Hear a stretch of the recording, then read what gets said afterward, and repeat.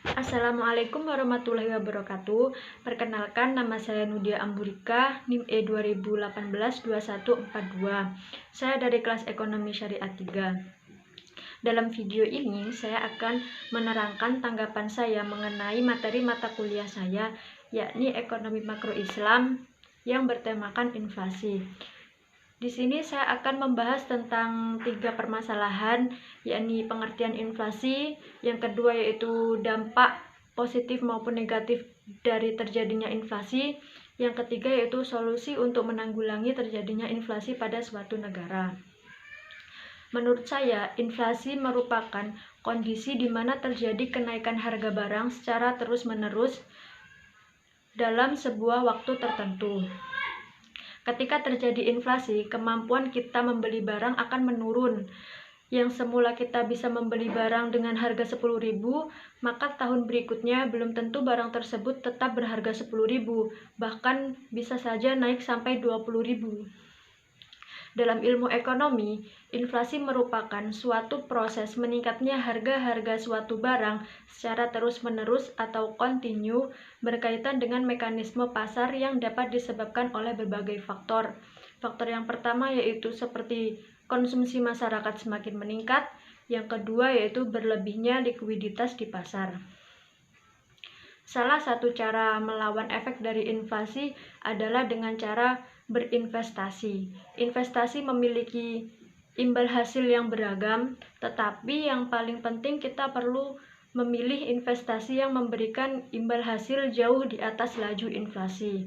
Yang kedua yaitu saya akan membahas tentang dampak positif maupun negatif dari terjadinya inflasi.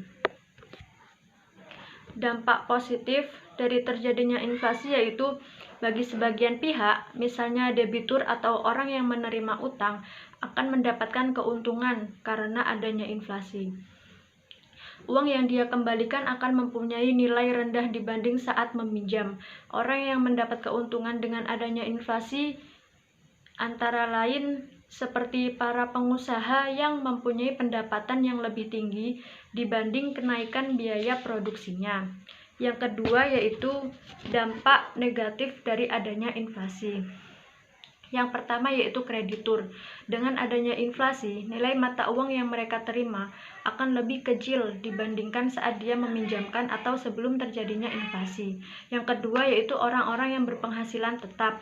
Dengan adanya inflasi, barang naik, harga barang akan naik, sementara pendapatan atau gaji yang mereka terima tidak ikut naik.